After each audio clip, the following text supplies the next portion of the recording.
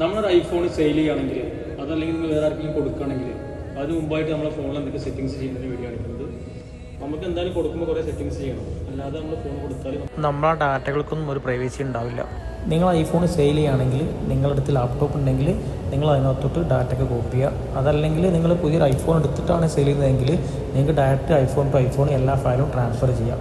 അതല്ലെങ്കിൽ നിങ്ങൾ ഫോണിൽ സെറ്റിങ്സ് എടുക്കുക. സെറ്റിങ്സ് എടുത്തിട്ട് നമ്മൾ ഫസ്റ്റിൻ്റെ മുകളിൽ നമ്മൾ ആപ്ലൈ ഐ ഡി കാണിക്കുന്നുണ്ട്. നമ്മൾ അതിനകത്ത് ടച്ച് ചെയ്തിട്ട് നമ്മളത് ഓപ്പൺ ചെയ്യുക. അതിനകത്ത് താഴോട്ട് വന്നാൽ ഐക്ലൗഡ് എന്ന് പറഞ്ഞാൽ കാണിക്കുന്നുണ്ട്. ഐക്ലൗഡ് ഓപ്പൺ ചെയ്യുക. അതിനകത്ത് ആൾറെഡി നമുക്ക് ആപ്പിൾ തരുന്നത് 5GB ഡാറ്റ ആയിരിക്കും. 5GB മാത്രമേ നമുക്ക് ബാക്കപ്പ് ചെയ്യാൻ പറ്റുള്ളൂ. നമ്മൾ കൂടുതലായിട്ട് ബാക്കപ്പ് ചെയ്യണമെന്നുണ്ടെങ്കിൽ നിങ്ങൾ ഇത് അപ്ഗ്രേഡ് ചെയ്യണം. നമുക്ക് ഇതിനകത്ത് 200GB വരുന്നത് സൗദി റിയാൽ 12 റിയാലാണ്. ഇതിനകത്ത് അതുപോലെ 2TB കാണിക്കുന്നുണ്ട്. നമുക്ക് കൂടുതൽ ഡാറ്റ ഉണ്ടെങ്കിൽ നിങ്ങളത് സെലക്ട് ചെയ്യുക. സെലക്ട് ചെയ്ത ശേഷം അപ്ഗ്രേഡ് ടു ഐക്ലൗഡ് എന്ന് അടിച്ചാൽ നമുക്കത് കിട്ടുന്നതാണ്.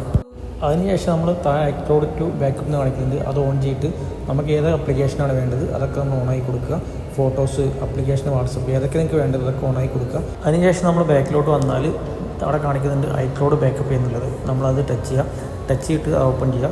ഇതിലൂടെ ചോദിക്കുന്നുണ്ട് നമുക്ക് നമ്മുടെ നെറ്റ്വർക്കിൽ സെല്ലുലാറിലാണോ ഇത് ബാക്കപ്പ് അടിക്കേണ്ടത് എന്നുള്ളത്. അതാണെങ്കിൽ നമ്മൾ എനേബിൾ ആയി കൊടുക്കുക. അതല്ലെങ്കിൽ വൈഫൈയിലാണെങ്കിൽ താഴെ ബാക്കപ്പ് എന്ന് അടിച്ചാൽ നമ്മളെല്ലാ ഫയലും ബാക്കപ്പ് ആവുന്നതാണ്. ബാക്കപ്പ് ആയതിന് നമുക്ക് ഉറപ്പായ ശേഷം നമ്മൾ വീണ്ടും നമ്മളെ ആപ്ലൈ ഐ ഡി ഓപ്പൺ ചെയ്യുക. അതിനകത്ത് ഫൈൻഡ് മൈ എന്നുള്ള ഓപ്ഷൻ ഉണ്ടാവും. നമ്മൾ അത് ഡിസേബിൾ ആക്കി കൊടുക്കുക. നിങ്ങൾ എന്തായാലും ഡിസേബിൾ ആക്കി കൊടുക്കണം. ഒരു പക്ഷേ നിങ്ങൾ സെറ്റ് ഫോർമാറ്റായി കഴിഞ്ഞിട്ട് നിങ്ങൾക്ക് ആപ്ലൈ ഐ ഡി അറിയില്ലെങ്കിൽ പിന്നെ സെറ്റ് ഓൺ ആക്കാൻ പറ്റില്ല. അപ്പോൾ ഇതെന്തായാലും ഡിസേബിൾ ആക്കിയ ശേഷമാണ് നിങ്ങൾ സെറ്റ് ഫോർമാറ്റ് ചെയ്യേണ്ടത്. അതിനുശേഷം നമ്മൾ സെറ്റ് ഫോർമാറ്റ് ചെയ്യാൻ വേണ്ടിയിട്ട് സെറ്റിങ്സിൽ ജനറൽ ഓപ്പൺ ചെയ്യുക. നേരെ താഴോട്ട് വന്നാൽ ട്രാൻസ്ഫർ റീസെറ്റ് എന്ന് കാണിക്കുന്നുണ്ട്. അത് ഓപ്പൺ ചെയ്യുക. എറേസ് ആൾ കണ്ടൻറ്റ് അതിനകത്ത് ടച്ച് ചെയ്താൽ കണ്ടിന്യൂ എന്ന് ചോദിക്കും. അതിനകത്ത് ടച്ച് ചെയ്താൽ നിങ്ങളുടെ ഫോണിൻ്റെ പാസ്വേഡ് ചോദിക്കും. പാസ്വേഡ് അടിച്ചാൽ സെറ്റ് ഓഫായിട്ട് എല്ലാ ഡാറ്റയും ഡിലീറ്റ് ആയിട്ട് സെറ്റ് ഓണായി വരുന്നതാണ്.